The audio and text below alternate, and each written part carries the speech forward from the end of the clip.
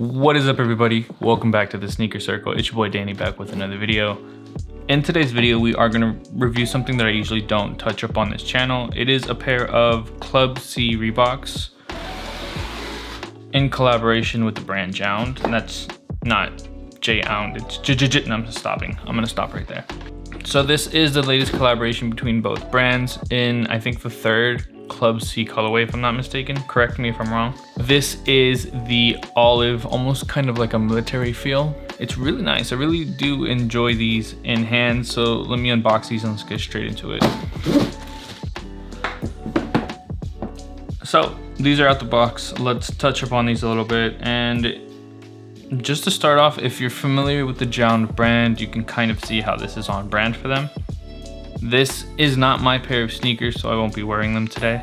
A buddy of mine who usually helps me with the channel really wanted these, so he asked for an assist and I was able to snag them off of the JJJJound website. Retail on these was $150 or like $160 if I'm not mistaken. Post-tax, post-shipping, it came out to almost $180, and I think that's roughly what they're selling for in most sizes right now. If you're a reseller, you'd say it's a flop, but realistically, if you're interested in these Reeboks or you're interested in JJJJound directly and you don't really care about the additional brand they do, just what they create, then you can pretty much snag these for retail, especially if you find a reseller who, I don't know, stocked up on these and now can't really turn a profit.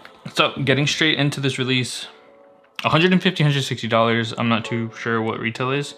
The box and everything, the details really is reminiscent of Adidas. And I know it's a really big theme or style that's going on for this like tennis sneaker. Basically shoes from the 80s that were really popular back then before, I guess, basketball silhouettes really started to take off. The box, white, and it's a pullout just like most Adidas sneakers. Bad Bunny, see how responses are like this. Almost every sneaker released from Adidas is like this.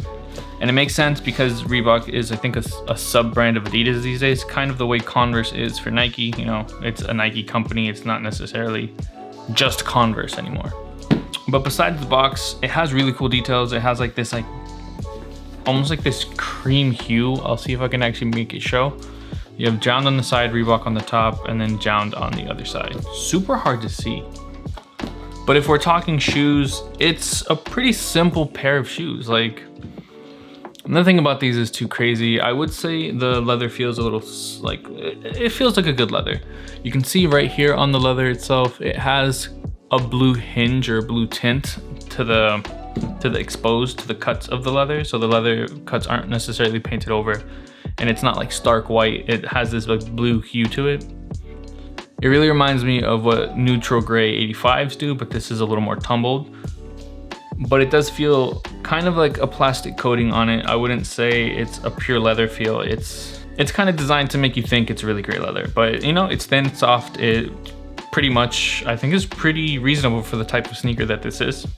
Right here, we do have the Reebok sign. I don't know if this is something on all Club C's, but I do like how this one is kind of like a canvas and that cream colorway. Again, really on brand with what JJJJound does. We have JJJJound on the side right here, and we have olive accents basically on the sole and inside. I guess the real crazy part of the sneaker, or all the Club C's that JJJJound has been doing, is that they replaced this, instead of being a polyester like the tongue, it is a terry knit.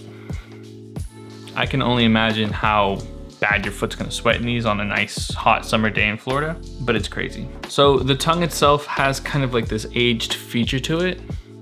If you can tell, it's not exactly white. You do have white laces that come on it, and then you have an extra set of these sail laces. I personally would probably go with these sail laces, but again, not my sneaker, not my fit to design. The back has no branding, so I guess coming from a very brand forward collection, it's a little weird to see, but it is a nice little detail. They could have easily put like a Reebok flower here, but I'm really glad they didn't. You do get that same flower on the inside. You can't really see it too much, but I'll try my best. And on the tongue itself, you do have these holes. I saw this basically on almost every off-white. Has kind of like that ventilation. So again, ventilation. And the sneaker itself, so if you think about a pair of Dunks, you have a lot of ventilation. On this, you kind of have like one steady strip. It's a nice little detail. It's something a bit different, and it's not just pure leather.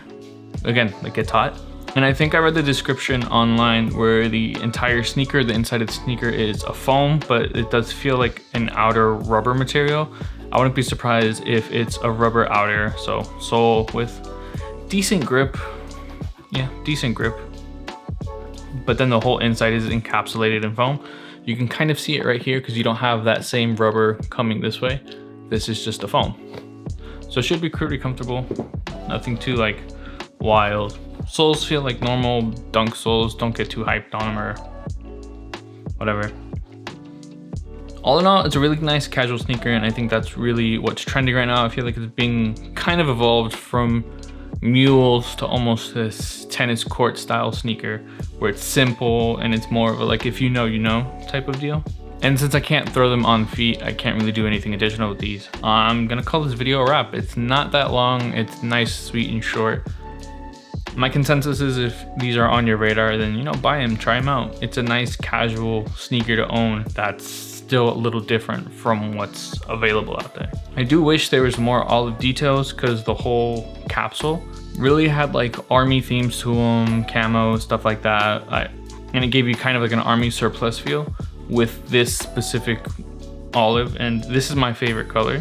So I really wish they would have done a bit more with it, but then I guess if you did do that, it moves away from that simplistic, what JJJJound is known for, you know, with the A6 Kayanos they just did.